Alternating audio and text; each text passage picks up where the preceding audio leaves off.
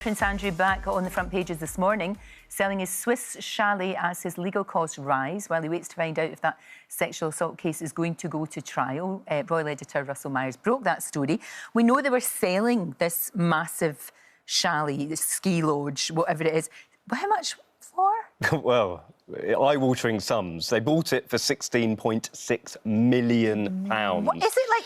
Do you know when you say that to me, I think of a kind of James Bond baddie. Oh, you're totally right. Like a lair. You know how the villain has always got in the mountains. In the cave. I mean, well, look at it. Oh, it is absolutely extraordinary. The 7-bedroom Chalet Helora in the beautiful ski resort of Verbier. Look at that. Sweeping views of location. Exactly. Yes. So, yeah. So what's going on? So, they bought this place in 2014, Prince Andrew with his wife Fergie. One may wonder how they got such an awful lot of money. I don't think the RAF pension is paying that sort of money out. However, they got into hot water last year because of the way that it was structured. And the person that they bought it from, for a millionaire French socialite, said that they hadn't been keeping up the mortgage payments, essentially. She nearly took them to court. Yes. They then settled to say they were going to sell it. Now, what we can reveal is that they have sold it. Right. Now, there is an issue with it going through because it was sold, apparently, in September. For the same that they bought? For a bit more, for about 17 million. So they've actually made a bit of a profit on it. And, however, Prince Andrew is trying to force through this sale. And then my understanding is not only has he got spiralling legal costs, obviously he's fighting this hugely expensive case. He's got lawyers in the UK and the US, and he's got to meet those bills himself. I thought his mum was... Well, this is the thing, again, because the Queen was reportedly meeting all the costs and, you know, whether she would then stump up some further money if he had to pay a settlement, if he goes to trial. There's a lot of what, wines and wheres at the moment. However, it turns out that Andrew is paying his own bills. Now, where is that money going to come from? I understand his legal bills have soared up to about 2 million and counting because he may be facing a trial later on in the year. Right. And if he is made to pay a settlement to Virginia Guiffre, who has accused him of all manner of allegations of sexual abuse that he has denied consistently, you know, that settlement could run into millions and millions of pounds. I'm told possibly about $5 million.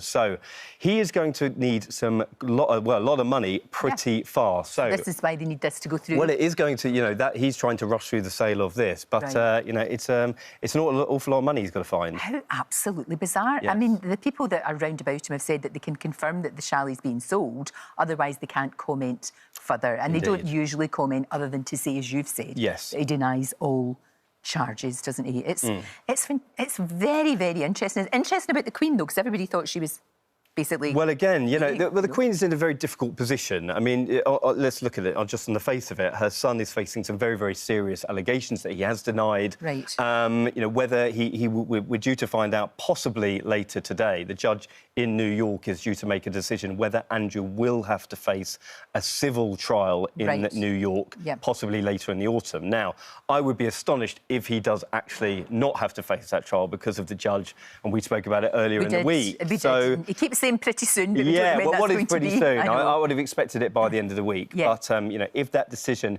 doesn't go in his favour, then what is he going to do? Is he going to face a trial? Could you imagine being put in front of a jury and all the sort of tawdry allegations that would be put to him in a court? And the Queen doesn't really need it. She hasn't been very well. We've got a Platinum Jubilee coming up, and the rest of the royal family are pretty peeved off, I would say, that this is still ongoing. I'll bet they are. They'll all be looking forward to Kate's 40th birthday. Yes. I was saying this yesterday. We were talking about her fashion yesterday, and look at that picture. It's absolutely beautiful. Gorgeous, isn't it? Stunning.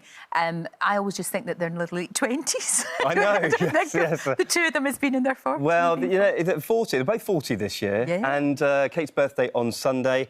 Got a bit of a low-key affair, I think. You know, there's a few sort of COVID issues going on at the moment throughout the country. William is 40 himself in June, so I think they'll probably have a bit of a joint bash. Oh, Maybe right, that's do a bit something sensible. in the summer and hopefully yeah, I things think are the a bit Queen would later. throw William a big party. They Yeah. like to celebrate the big birthdays, Yeah.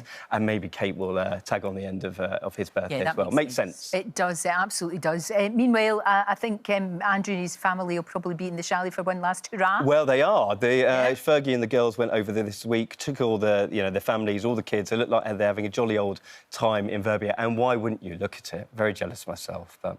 Unbelievable, just unbelievable. Thank you, Russell. Thank you so much. Don't forget, you can watch full episodes of Lorraine on the ITV Hub and all the best clips, compilations and playlists right here on our channel.